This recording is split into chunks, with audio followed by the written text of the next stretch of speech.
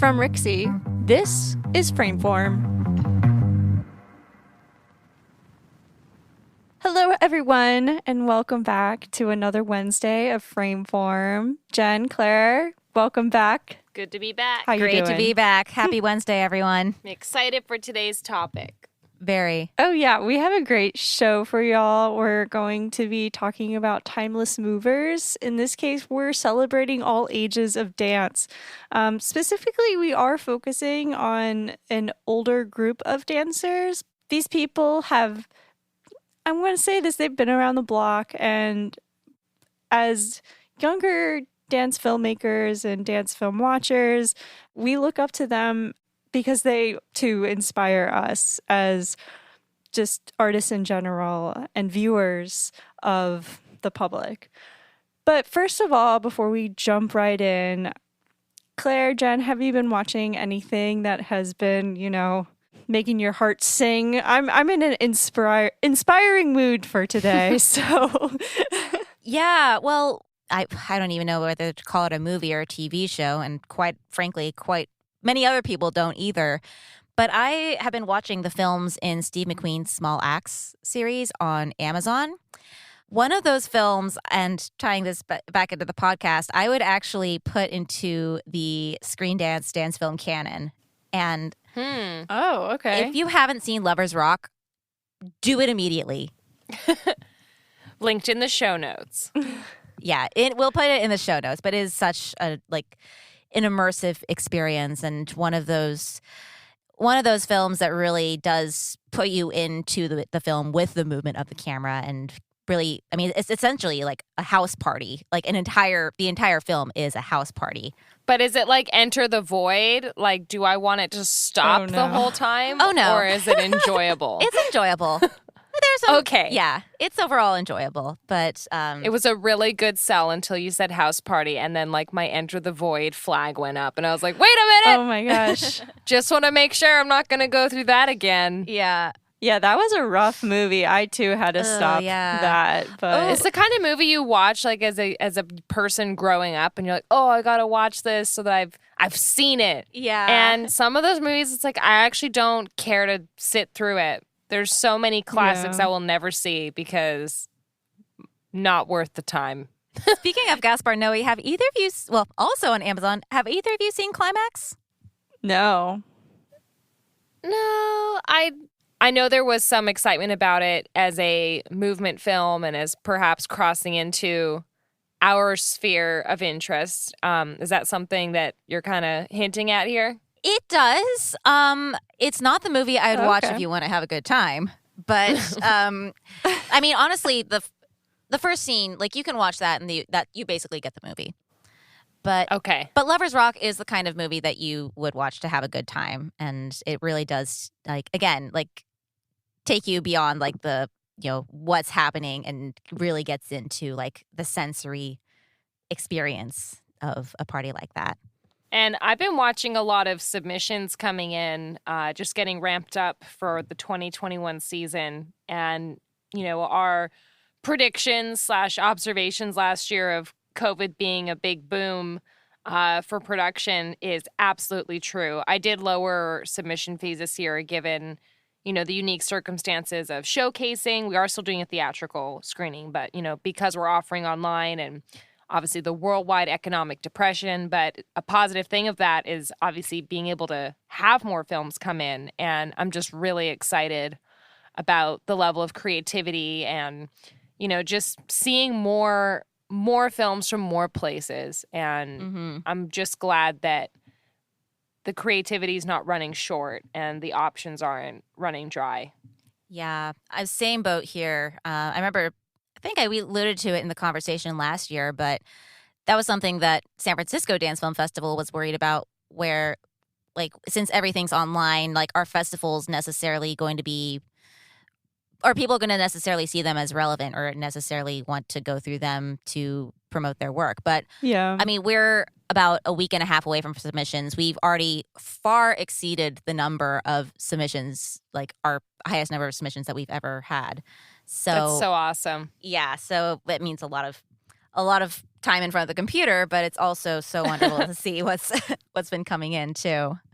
Well, and some of the films we're going to talk about today actually were discovered on the festival circuit, and particularly our first film, All by Sarah Prinz and Danny Rosenberg, has been seen, pun not intended, ever, but has been seen all over the place, internationally at festivals, shared in dance magazines.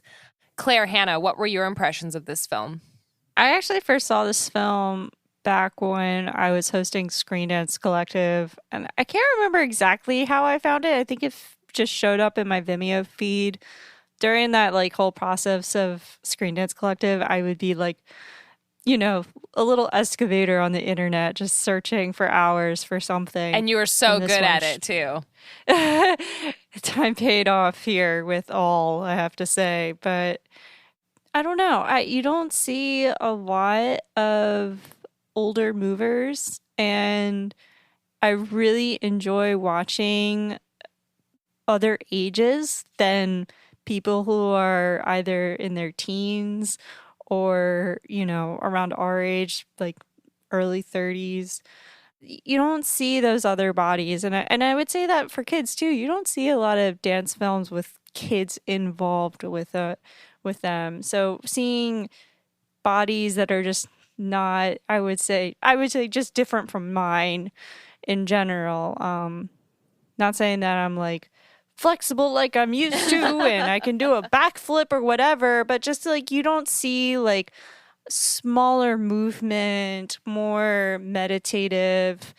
What I liked about All in general was mostly like how individual everyone was, including what spaces that they're in. I mean, the whole film is kind of like about their memories and what they depict as home, and obviously they're dancing in their homes.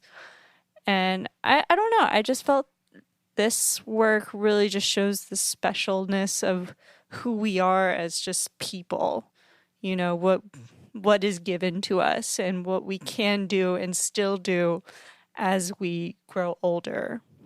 Totally. And I think something that has been a trend, and, I don't want to say trend to cheapen what it is, but perhaps a movement or a shift over the past few years is calling more attention to awareness with dance on screen, pre-COVID with dance on stage, and seeing more kinds of bodies. And something I appreciate about All is that perhaps this is as a result of seeing different kinds of bodies, is you're looking at dance in a new way. And this film in particular is all the people featured in this film are either elderly folks with Parkinson's disease or they're caretakers, professional dancers, and students. They're all mixed in there. And I think that it really helps to see a mix of people instead of just, a soloist, and kind of like the films we talked about last year, making the film about age, whereas this film is really about dance as therapy. And I love that about this film. Yeah, I really love that too. And I really love how it doesn't singularize either the condition of Parkinson's or that people in that generation. I really do appreciate how we do see individuals moving as individuals and moving with agency as individuals. And I mean, you can tell that maybe there's some movement techniques or like some movement generation techniques used. Like, I mean, there's some very clear uses of like Forsyth's writing the room and the like. But the movement is really, it fits their bodies and it is from their bodies. And it's not something that is created as sort of a message film where an idea is transposed on their bodies or something is projected on them based on someone's unlived experience. So that was really refreshing to see. And just seeing the relationship of people with the places they live as well. And it made me think about, when you get to a point when maybe you can't really be quite as mobile, or maybe you can't do the work that you used to do, and your home is now what you basically see every day. It brought back lots of memories from this past year where that was the only place, and just realizing that this is a reality for a lot of people in non-pandemic times too. And I think that's really important context. I'm really glad you brought that up, because I remember the first time I saw this film we weren't seeing a lot of films people indoors at home or in facilities like this. It was very striking because of the setting. And I know that before people could really see what it's about, your first impression might be, oh, why am I looking inside somebody's house? But it works so well for this kind of mix of, this is like an art film slash documentary in a sense, even though there's, it's not like a full feature film. I do feel like we're getting this sort of kinesthetic empathy and this view into these people's lives and the role that dance plays in it. And what a gift that we can use the tools of cinema to actually witness this in such a way and weave together this story. And speaking to the body in relation to the camera and the edit, I have to say I really enjoyed watching the rhythm of kind of just being in the moment, which we don't really get often with films like these. I mean, I as someone who, as we said the other episode, I like to julienne my edits and all of that. And I really enjoyed how you're just kind of really honing in and as well as like the space around them. You're not really tight on them at all. We're not focusing on one part of their body. We're just focusing them as a whole, and that's the all of this thing. And it just kind of like glides into one another with the story. I mean, and it does that through the audio as well. I appreciate that a lot. Yeah, I love that description, Hannah. I really love that sense of being in the moment, but not overindulging in the moment. Like, it feels like the camera knows how to be present, but it's not sort of just taking a really passive look at this either, too. Yeah, very intentional and not overbearing or in your face or anything. Like, this feels right. It's almost like the wisdom and the restraint that comes with age itself. Not that I know that much about it, but relatively speaking, and based on, what I've observed about what happens as people get older, is perhaps, given the subject matter of this film, it invites a level of patience. And film can already feel very voyeuristic, and I think this film does it in a way that's not creepy. You're very much, I feel like you're taking part in the routine, and it does seem to like slow down time almost and make you focus on those little details and experience things at a rate where you can just absorb more information because you're more present. Just really, movement as ritual was a big piece of this that I got. But I love the description of the film in that oftentimes dance therapy is usually confined to clinical settings and rather in the theater or on screen. Now, granted, clinical settings are very much, a lot of it's dependent on privacy, and maybe someone might not want to share their journey in that. But I really think that there's such a value in seeing like what it's like to be present in that and being present in that process of changing movement. Not necessarily like taking it with an ableist bent and trying to make the movement, quote, normal, but the movement really as is and as it manifests in these unique bodies. Well, something fun about today's episode that we're going to do is not just talk about films that feature older bodies, but we also are going to speak with a filmmaker who started making dance film later in her career. So Claire had the opportunity to interview Ingrid Nachstern, and we're going to hear that today about her film Shoehorn Office, as well as her career journey into dance and dance film. So enjoy that. Yeah, it was wonderful having the opportunity to talk to Ingrid, and I feel that her trajectory as an artist is such an inspiration and such a great example of how to sustain yourself in a field that seems to favor younger bodies and younger minds. So let's take a listen.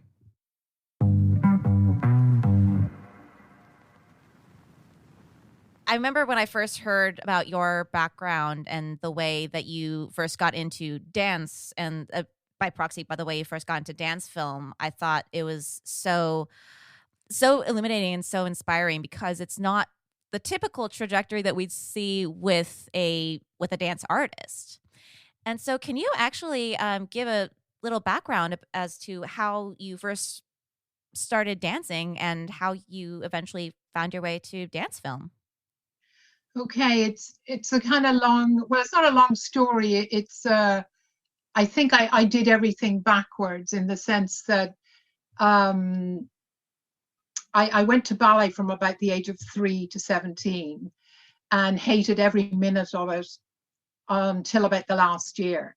And when I was 10, I asked my mother, as I said to you, I think before, back in the day, like this was the 60s or whatever, I said, I want to give it up. And she said, oh, well, you're not, dear. So that was it. I hated every minute. I really didn't like it. I went to university and I just was happy to drop it and whatever. And then, so yeah, so I was working as a translator, forgot all about dance. Well, sorry, worked as a translator after university, and then went to Canada and worked a bit unofficially there. Not unofficially, but I worked in a non-payment kind of position because I didn't have a work permit. And then I thought, after my 2 children were born, I thought I'll go back to translation. And in fact, what happened, I discovered sort of an evening class in ballet in Dublin. So I went to that for a few years and then decided, having not had a performing career or anything, that I'd like to teach ballet. So, I mean, I don't know whether I probably shouldn't say this, but whether they should let people in who haven't had a performing career. All I can say in my defense was that I was passionate about it. And I think I did have something to offer. Anyway, long story short, I did my Royal Academy of Dance teaching certificate at the age of 38 and then opened a ballet school for which I had for 19 years. So how I got into dance film. So yes, so then like I never performed. I ran the ballet school and I never performed in public. I was a translator who then just happened to be a ballet teacher. And then I was in contact with Laurie Hugh Pritchard, who she's now in New Orleans, I think, and she's done lots of stuff in New York, in Judson Church and St. Mark's Church and all of that kind of thing. I meet Laurie. Laurie says, go to Movement Research. So they had a system where you could apply for a non-curated performance. There was four pieces on, and I was the second person on. And afterwards, we were given, the audience was given 15 minutes per artist. Mm-hmm. So they could ask you questions and you could talk to people or whatever. And so my piece was about marriage, motherhood, and the piece was called Who Am I? And I remember one girl or woman in her mid-20s said to me, oh, you know, of course I have a mom and I know what you're talking about and whatever. And I thought, yes. So having had kind of no validation or whatever, this for me was like, you know, amazing. And I remember my husband saying to me before I went to New York, oh, like, you know, could go wrong. And I thought, well, yeah, it could, but I'm going to give it a go. And a dance critic here who I knew said to me, oh, you're going to do your piece here before you go to New York? I said, you must be joking.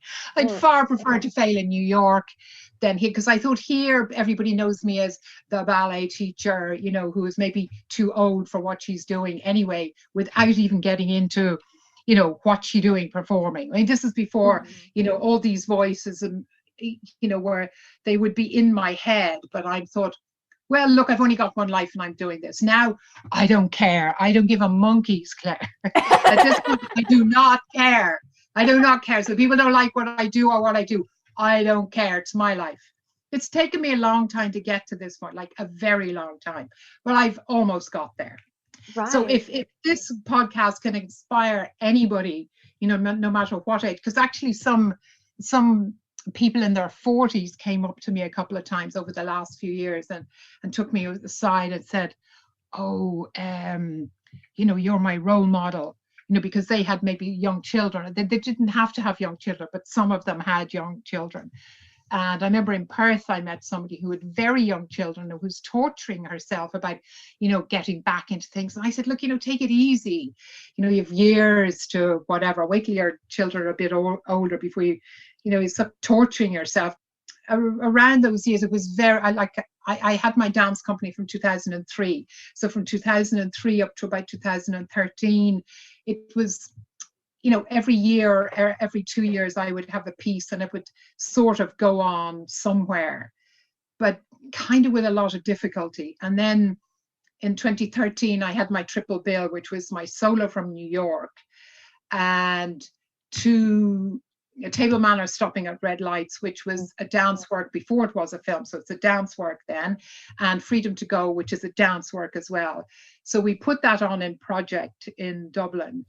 And then I'm having drinks with my stage manager in Christmas 2013. We were drinking for about 4 hours. I shouldn't say that, but it was Christmas. Hey, we were drinking for 2 hours. It's Christmas. And just as we were getting up, she said to me, do you know what? They should be turned into films. So after Christmas, there was Christmas and then New Year. And I remembered her phrase. So I thought, oh, okay.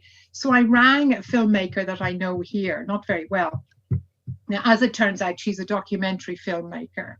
So I didn't know anything about, different things. And I thought in theory, oh, I can work with her. So I rang her. And before I was about to say, well, we could work together, whatever, she then mentioned Luca Trufarelli, who's the great guy, the cinematographer. So I meet him in January and he says he could only meet me in March. I rang him in January. I met him in March and I said, what about turning these in? And he said, yes. And we could do it on the 12th of June, which is the only day free that I have. So I said, oh, okay. And Michael Cooney, my dancer, who's now a very good friend, said to me, maybe this won't work. And I said, well, yeah, it'll either work or it won't work. I thought, we'll give it a go. So I had no clue. We had one day to film Table Manners Stopping at Red Lights. And it was torrential rain for about 8 hours of the 10 hours.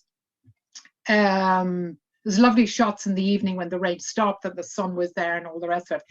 And Luca said to me, I could look through, the lens to see what he was doing because, my problem was, this is my live dance work and I want to keep every single thing of that into the, which of course you can't. You can't. So after about 10 minutes of looking through the lens, I thought, oh, look, he knows what he's doing. So he doesn't just do all the technical thing, we bounce stuff off each other. And he's actually the only person that, if you'd said to me years ago, would you like to work with another choreographer? And I said, you must be mad. You must be mad. We'd kill each other. I would kill them and they would kill me. But because I don't know anything about films, I don't know, I don't do the camera work. I haven't a clue, but I know what looks good. And he and I it's just great because we can sort of bounce ideas off each other and we get into a nice space where we have more ideas or more input on it or whatever, rather than if I was just sitting thinking on my own. So we do, so that it came from that. So we turned the first film, the 30 minutes Table Manners Stopping at the Red Lights, into a 7 3/4 minute screen dance film. And then the second film, which was filmed in Matera, we turned a 30-minute dance work into an 8 3/4 minute film, experimental film. And the last film, Shoehorn Office, wasn't a live dance work first. And it just came to me in my head in shots, in scenes. And maybe for that reason, I'm not saying that the others didn't work. I mean, I think they did work, but I think I was approaching it from a different way. I wasn't, I've got into trouble before by talking about, I have done live dance works, but, meandering dance works where, you can look up stage and down stage and here and there and all the rest of it. Whereas in the film, this is my hand and you can't look at anything else except my hand. You can't, do you know what I mean? You've got to be more specific and whatever. Everybody's saying, well, it's screen dance, which yes, it is. But when I was first applying through Film Freeway, with the first film and whatever, I was doing all that for 6 months before I realized that I didn't know what type of film it was. It was in under the short film category. And obviously it wasn't narrative and it wasn't documentary and it wasn't animation. And then one day, 6 months in, I see an experimental category and I'm thinking, oh, I wonder what that is. So I kind of bunged it in under experimental, not really understanding what the category meant. But that's exactly what it is, because it's non-linear, it's non-narrative. It doesn't go ABC, it goes B to X to P to Z to whatever, yet not throwing the kitchen sink at the whole thing. So now I say the films are experimental / screen dance. And actually, when we don't get into screen dance festivals, I'm not that I'm not disappointed, but I'm not that disappointed, and maybe not that surprised, because there's little bits of dance. Because there's text, because there's rhyming text and dance. It's not like a pure dance film where people are, I'm not denigrating, but they're dancing all the way through. So I have lots of other bits in it. So if the programmers are seeing it and thinking, well, do you know what I mean? Yeah. So there's, when I run out, when I can't say it with dance, I bring in text. And in the beginning, like a thought went through my head as, oh, are you meant to do this? And I'm thinking, well, to myself, I'm thinking, well, I'm doing this, and that's what I'm doing.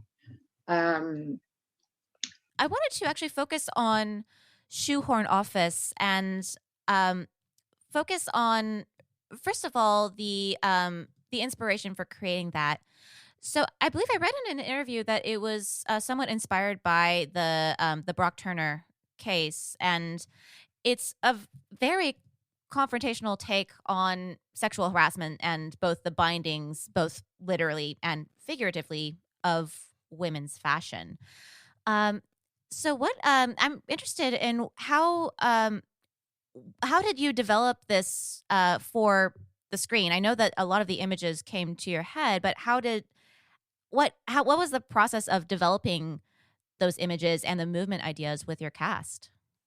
Well, things like the images of there's Millie, me, and the mannequin in the tree. And because we have Victorian dresses, I had the idea of putting us in Victorian type dresses with corsets on the outside. So, constriction. So again, because we're talking, it was easy enough to do it, because we're saying something like, we are three stuck in a tree. Where's the liberty? That kind of thing. Because we're not moving very much, and the mannequin is there and she's not. We're saying we are three, but there's only two of us who are talking and two of us who are moving. So she's like I'm not quite sure what she is, but anyway, she fits in quite well. And then with the guys, years back when we were living in Oxford, I had to take a job to pay our mortgage here. And I was working in a car factory, and it was one of these awful male chauvinist thing with, Pirelli calendars and just awful atmosphere. And I think the two guys, like Don and Michael in the film, when they have Millie on a chair, I pulling ideas from sort of what's happened then and in other jobs where I had where I was a sort of auditioned to be a waitress in, I suppose, a nightclub. I suppose I was very naive and didn't expect, to have to wear a dress up around my ass and whatever. In the end, I walked out and I said, I don't want the job. But yeah, so we worked on a couple of things like that to show basically just what made chauvinist pigs they were. And I was trying to, show that in relation to the kind of secretary that they were really lording it over. There's the bit where it's juxtaposed where Don and Michael they've got their beer scene with the cans and they're drunk and they're saying, oh, what is way, mate? And actually the guy in Bicester, when we went out once for a lunch, he said that. I remember, and he was just being himself, like a normal guy in the 1980s, which unfortunately is, that lad culture. And of course, I don't know if you heard about the Sarah Everard murder in London. Yeah. Oh, that really touched a nerve. And it's because of that, that sexist banter, in inverted commas, is not banter. The standard, men may be a bit more afraid to say it now, but even up to a few years ago, the standard thing is, oh, you can't take a joke, lighten up. Or the next thing is kind of frigid bitch, all of that. I mean, that hasn't been said to me, but, that sort of atmosphere. And I think it's just a small jump from that kind of thing to upskirting, to whatever, to then, literally men forcing themselves on top of women. I mean, I showed the film to a friend of mine in London last year, the year before, and when it finished, she didn't say anything. And I said to her, you okay? When she saw the film, she said to me, oh, I feel kind of empowered or something. And I think it's nice, like, even if I got no other reaction from the film except that. But nowadays, like my daughters who are 34 and 31, they know when that kind of thing is happening. And, you can call it out immediately. But back in the day, do you know what I mean? People didn't have the words. They didn't know what was happening. It was, I would have blamed myself in the sense of I'm not assertive enough. Like, I always think with regards to speaking up, especially like with regards to speaking up with young dancers, that's also so tough because there are so many internalized hierarchies where you almost get shamed into saying, well, I can't speak up, or else that's going to be a mark on my career. That's going to be preventing whatever other opportunities I'm going to get. Yes, and you're maybe going to get the reputation of being difficult or something like that. I mean, I think in the ballet world, particularly, because I have no training in anything else, which I shouldn't be saying, but I'm saying it. Hey. That, especially in not so much now because the teacher I go to, it's all, I mean, obviously there's a discipline and whatever, but there's no humiliating treatment. But I have heard of people, like somebody that I shouldn't say, I should keep it all very anonymous, that, people going to ballet companies and maybe a male director. And I haven't witnessed any of that because I wasn't in a ballet company and all the rest of it. But yes, I think that ingrained training of you keep your mouth shut, and that's fine if you're in a good atmosphere and if it's in a healthy atmosphere, but if it's not, and again, to just take a dancer where your professional lifespan is so short that if you were to say something about somebody or whatever, it could go around then that, oh well, so and so's difficult, don't touch her, which is what they did in Hollywood, with the Harvey Weinstein thing. Like, he had the power to literally break people's careers. So that's great that all came to light. And I suppose, like, it's a long, hard battle. I mean, somebody on Facebook, or not Facebook, on Instagram said to me the other day, oh, how can we deal with this? How can we change this? And I said, I don't know, but we've got to try. The alternative is just to think, oh, well, that's the status quo and there's nothing you can do. I mean, there's lots you can do, but I mean, it's a fight. But anyway, I think it's just a case of educating boys and girls really from about the age of 3. So I don't know, I suppose in order not to fall into despair, I think education is probably the best way around it. Yeah. Well, I mean, I actually wanted to ask, and I don't want to project or presume anything, but I feel a lot of the dynamic with dancers usually involves much older figureheads with much younger performers. But I'm actually curious, did starting a dance career so later than one usually would give you a heightened sense of agency with the way that you took your career? I think from going to my ballet classes in London, say the last 5 years, I think that has given me confidence.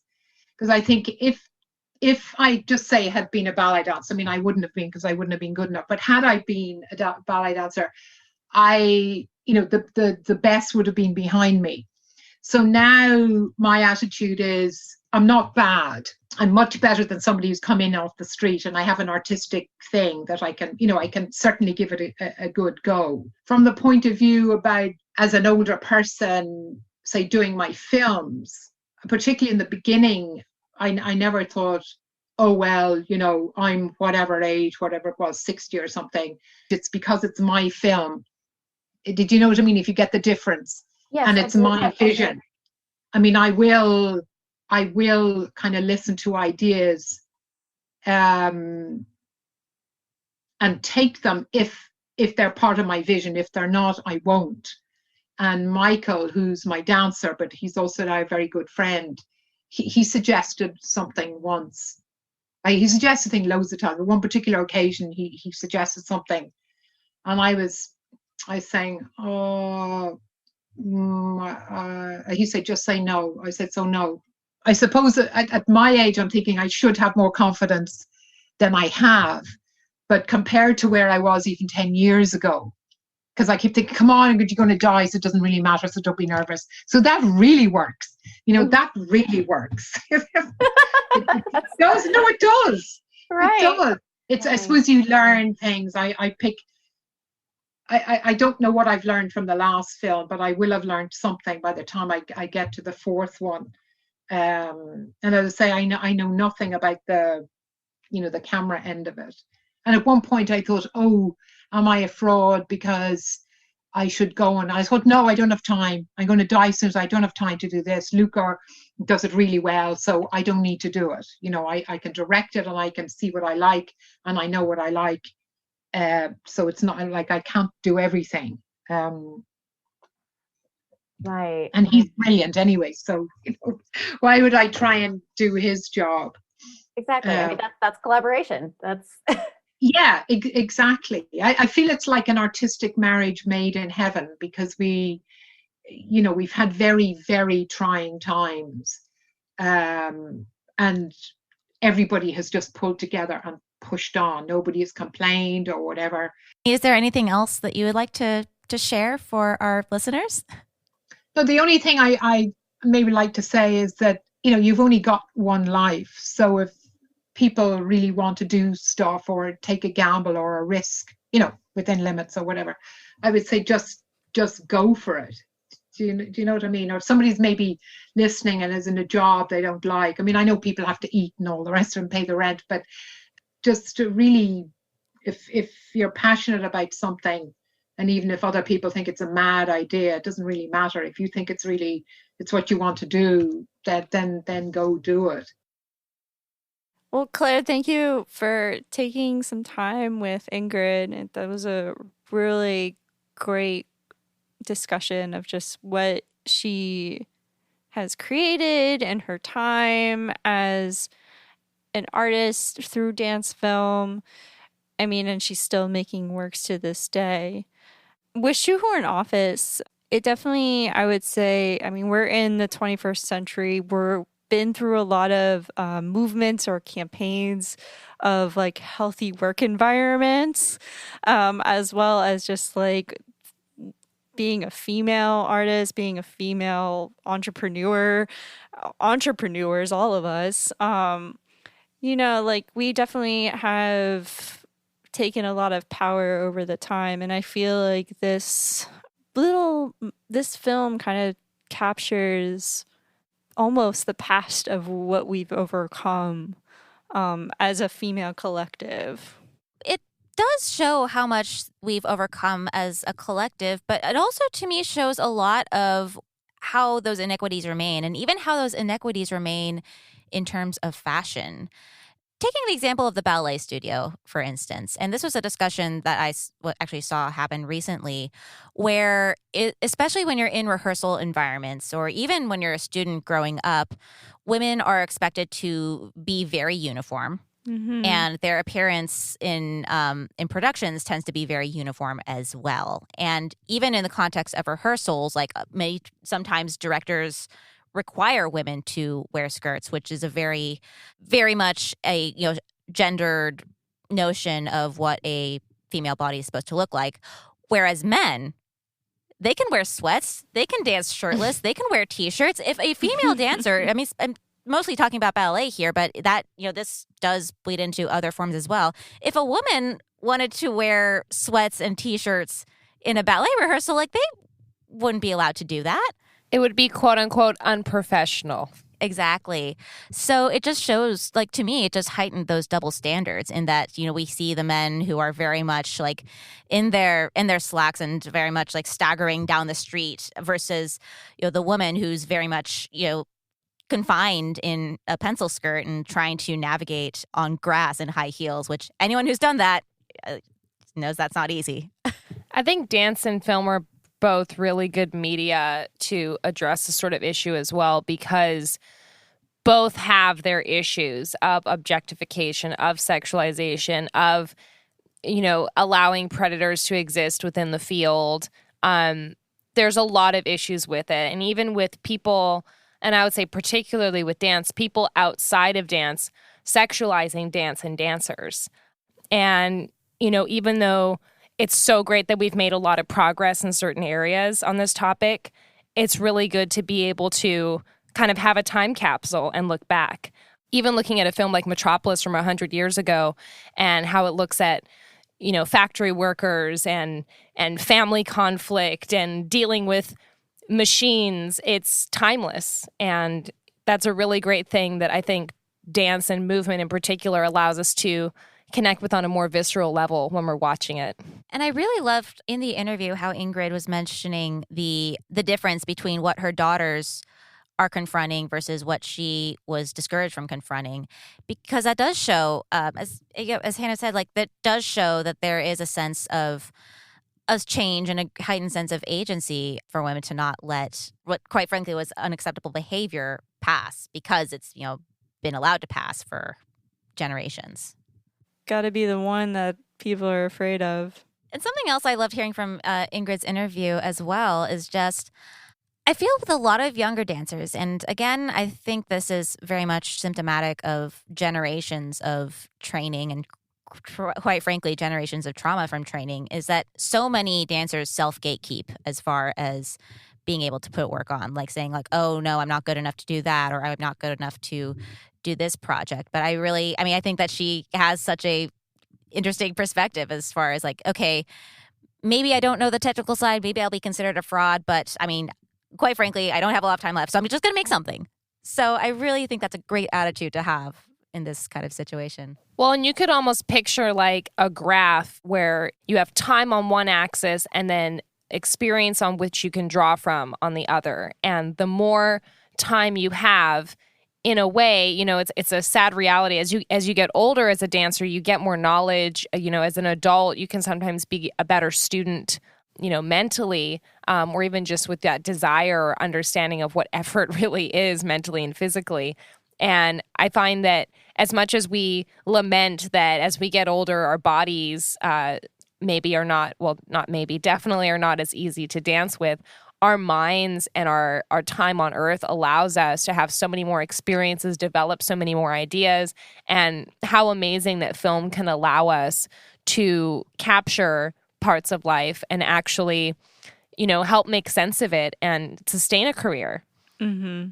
The dance field, and I think dance film does allow for this much better than the dance field in general does, but I think that there need to be plans and action for how do you sustain a dance career past the age of 30. Yeah. So much of the infrastructure of the dance field, and not necessarily the dance film field, but some of it ties out. So much of it is reliant on the dancer's career ending and this idea that the institution does not have to sustain that person beyond a certain time. But honestly, we need to find a way to make that a sustainable career, because artistically, I feel that I'm still growing. If I to say someone peaked artistically at 25, that's really stymieing. It's like peaking in high school. It's not a good thing. You do not want to peak early. And what a depressing life ahead of you if you spend the first estimated quarter, if you take your life expectancy and you think, okay, a quarter into my life, it's over. What do you have to look forward to every day? And that's missing on so many decades of potential growth, of potential insight.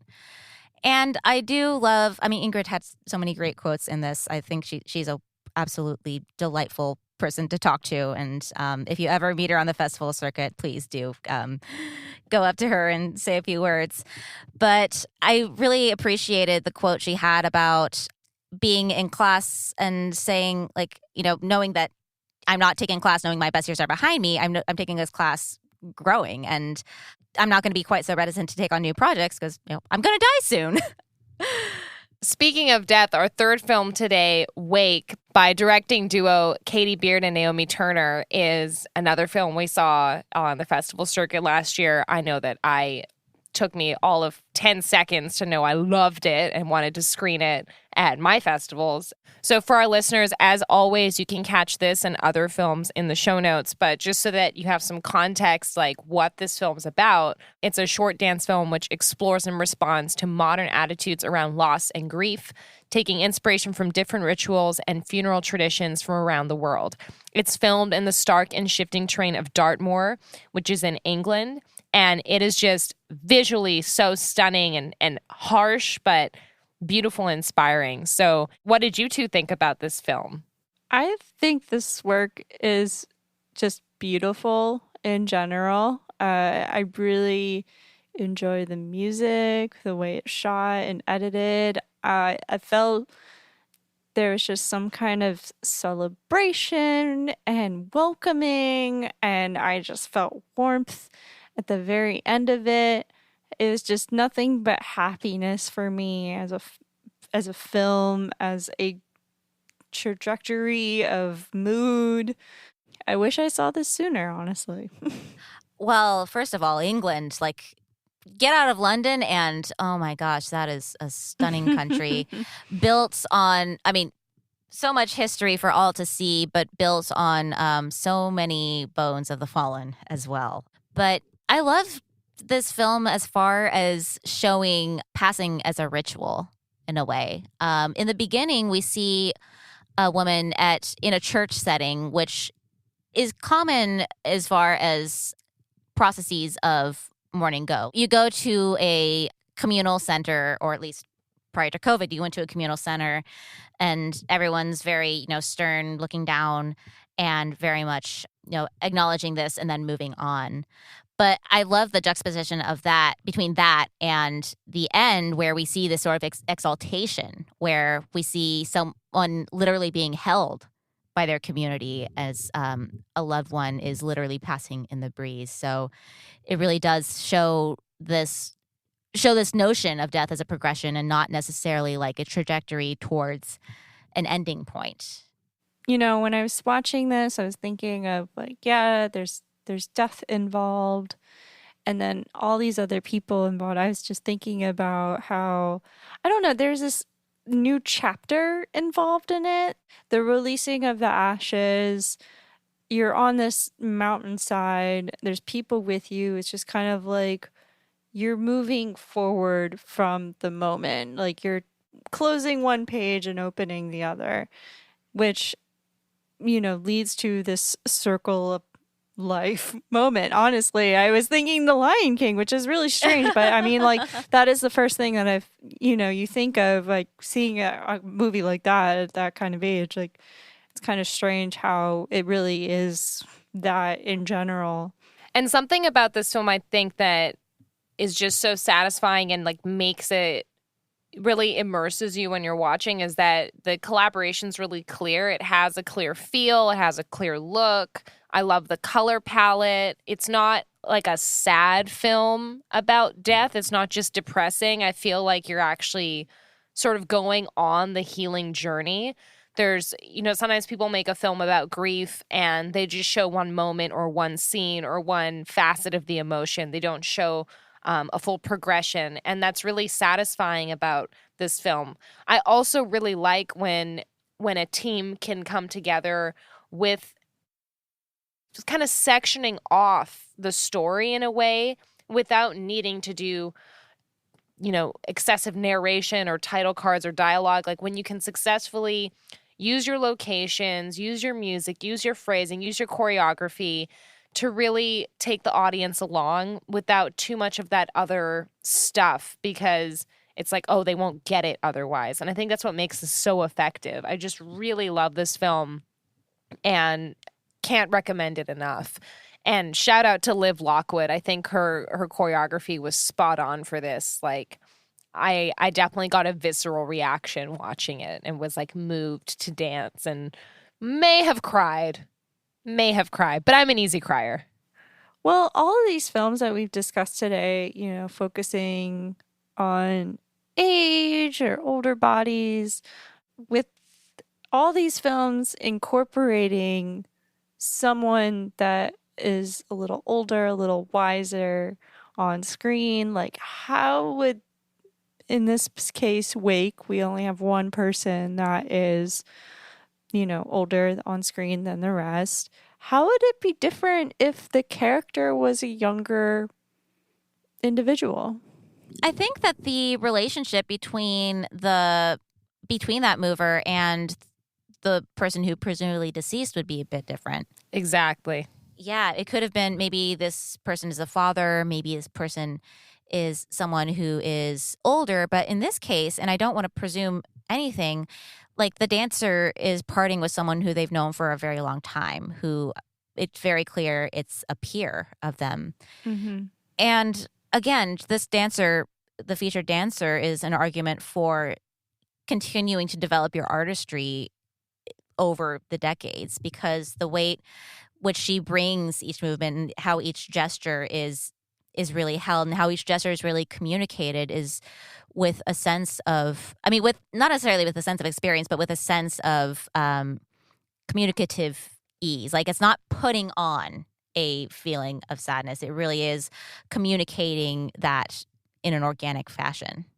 Especially Sarah Farrow Jones, the lead. You know, just I love how the acting is really there as well in this film. Sometimes we have great dancing, but not great acting. And I think that she has such a lovely subtlety and natural feel to her performance that more often than not, when you see films about death, they can sometimes be kind of cringy and melodramatic. And I personally can enjoy something melodramatic. That's not that I can't get into that, but I think this film's that all the more powerful, and I feel more inclined to share it with a wider audience because it's not your stereotypical film about death. Now, in this case with Shoehorn Office, Ingrid was actually a part of the work. She is inserted herself, and she's not a main character. She's just a part of it.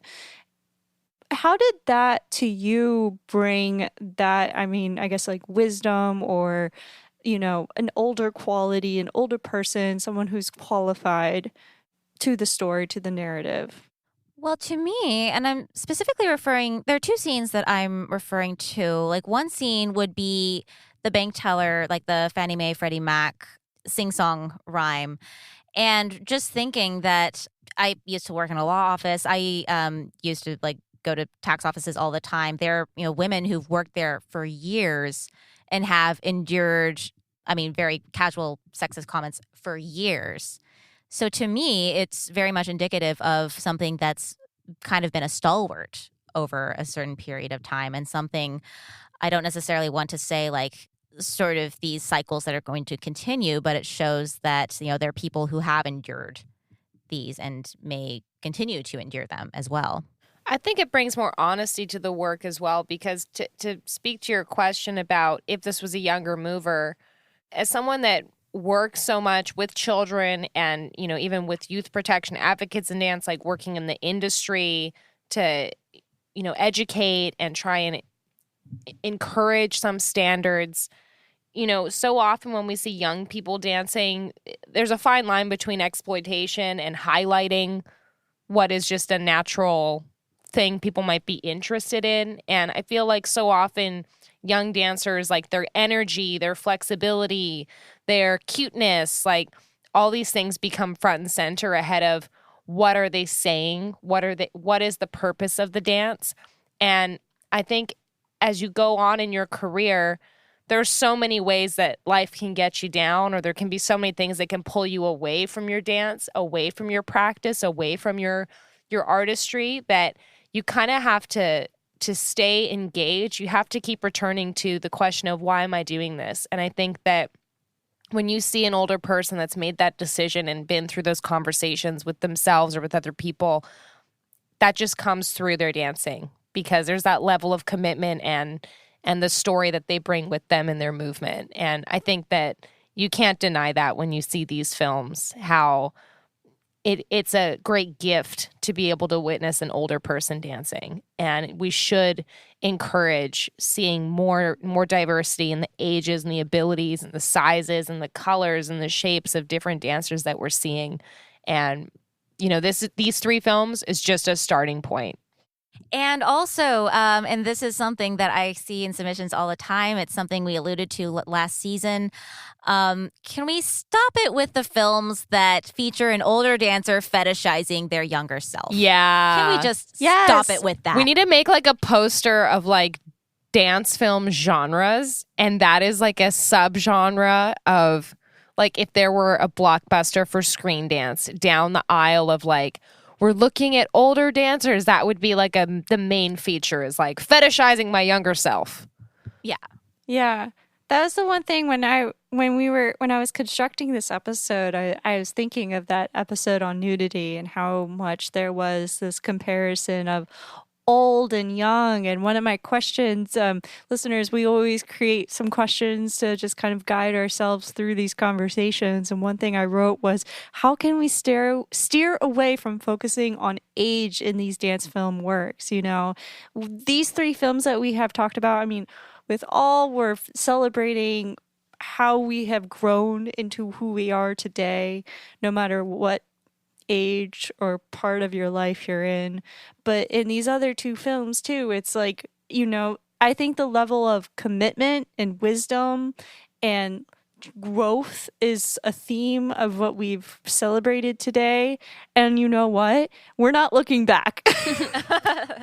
True that. Well, if you have any films featuring older dancers, particularly not fetishizing their younger selves, feel free to send them to us. We would love to continue to feature more episodes where we are looking at broadening our horizons on the kind of bodies we're seeing on screen and the kind of stories that those bodies are telling as well. Thank you so much for everyone participating in today, as well as our listeners, and we'll see you next week. We're excited to share that the Short Waves Festival is happening online and in person in Poznania, Poland. This is June 14th to June 20th, so make sure you check out the link in the show notes for more information. We've said it once and we'll say it again. If you want to share your event on the show, click the link in the show notes to find out how. We're taking submissions for announcements until June 30th, so don't wait. We'd love to hear from you. Send us an email at frameformpodcast@gmail.com and engage with us on social at frameformpod. That's Frameform POD. If you like what you're hearing, leave a review and rate the show. It really helps out. And if you know someone who also likes dance or film, join the conversation and bring your friends.